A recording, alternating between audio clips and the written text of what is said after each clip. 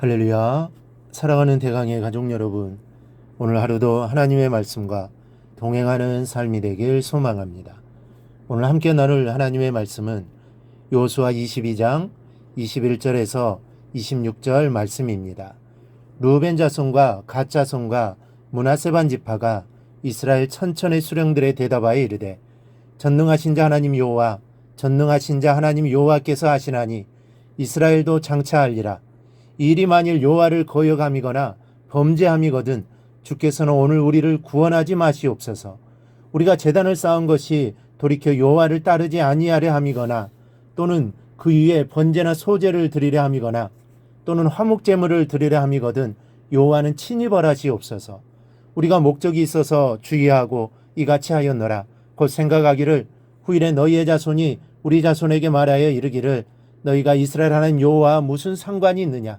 너희 르우벤 자손 갓 자손아, 여호와께서 우리와 너희 사이에 요단으로 경계를 삼으셨나니 너희는 여호와께 받을 분깃이 없느니라 하여 너희의 자손이 우리 자손에게 여호와 경외하기를 그치게 할까 하여 우리가 말하기를 우리가 이제 한 제단 쌓기를 준비하자 하였노니 이는 번제를 위함도 아니요 다른 제사를 위함도 아니라.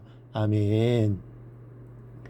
가나안 정복 전쟁을 모두 마치고 자기의 가족에게로 돌아가는 르우벤 지파와 갓 지파와 므낫세 반 지파 용사들이 요란 언덕에 큰 단을 쌓은 것에 대해 우리가 지난 시간에 한번 살펴보았습니다.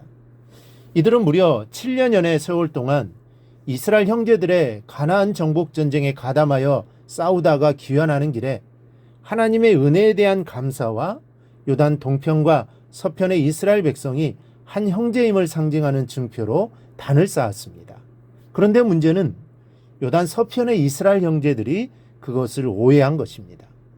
우상을 숭배하는 단을 쌓은 것으로 오해하여 조사단을 급파하며 만일 우상의 단을 쌓은 것이라면 형제라도 불갑을 싸워야 한다는 각오로 그들을 추격했습니다.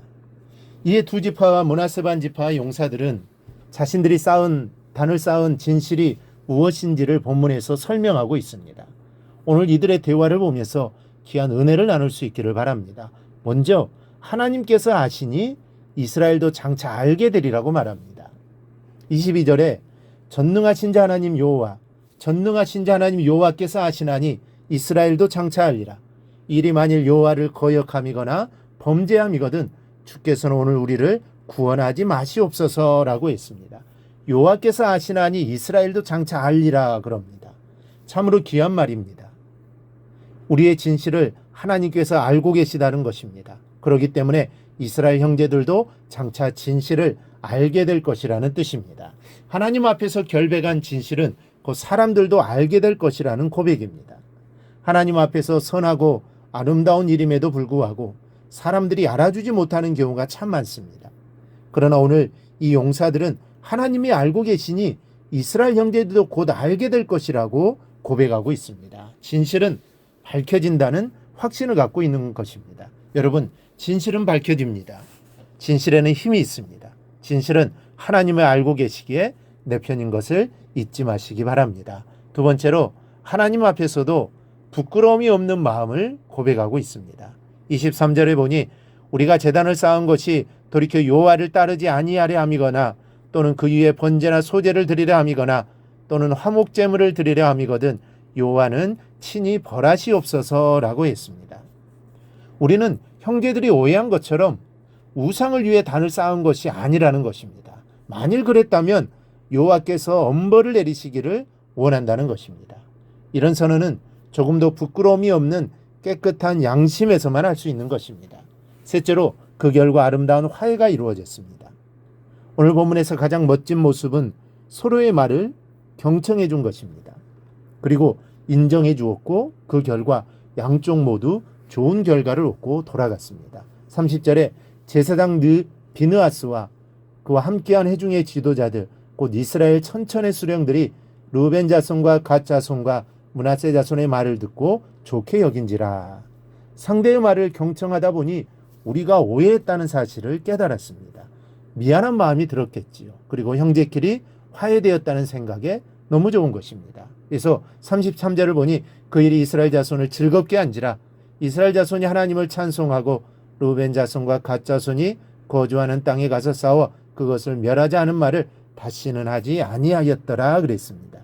이 화해로 인하여 온 이스라엘이 즐거웠다고 했습니다. 그리고 하나님을 찬송하였다고 했습니다. 이렇게 좋은 결과를 얻을 수 있었던 것은 서로의 솔직한 대화가 오고 갔기 때문에 가능했던 것입니다. 사람들이 서로 오해하게 되는 것 중에 하나가 바로 말입니다. 서로 말하지 않고 이럴 것이다 라고 생각하는 것이 바로 오해의 시작점입니다. 그런데 서로 만나서 한 말을 하다 보면 오해했다는 것을 알게 되고 아무것도 아니었다는 것도 알게 됩니다. 그러므로 믿는 성도들은 서로의 말을 들어주므로 오해하는 일들이 교회에서 일어나지 않도록 해야 합니다. 그래야 화목할 수 있는 것입니다. 그리고 이러한 모습을 통해 결론적으로 하나님께 영광을 돌릴 수 있게 되는 것입니다. 우리 모두 이 사실을 절대로 잊지 말고 서로 오해하지 말고 서로의 말에 조금 더 귀를 기울여 화목하고 주님께 영광 돌리는 삶을 꼭 살아가기를 주님의 이름으로 축원합니다. 오늘 묵상한 말씀을 굳게 잡고 삶으로 실천하며 살아내는 대강의 모든 성도들이 되기를 축복합니다.